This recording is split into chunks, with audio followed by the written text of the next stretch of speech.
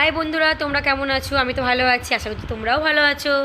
দেখো যা গরম পড়েছে, আমি গ্লাসের মধ্যে চিনির জল ভিজিয়ে নিয়ে সেটা গুলতে লেগে গেছি, দেখেছো? এবার একটু ঠান্ডা ঠান্ডা কিষান, যা গরম পড়েছে ঠান্ডা ঠান্ডা কিষান না, রস না খেলে হবে না।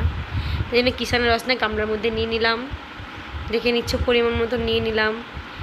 এবার গরমের সময় হেভি মজা করে খাবো। ভাবছিলাম জলটা খাবো, কিন্তু জলটা খাবো না, জলটা রসনার জল করেই খাবো আমি।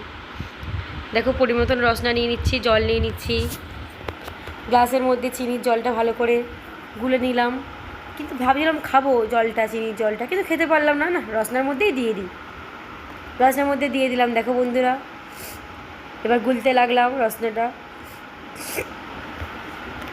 এবার গ্লাসের মধ্যে আস্তে আস্তে করে ঢালতে লাগছি। এবার আমরা সবাই একসাথে খাবো।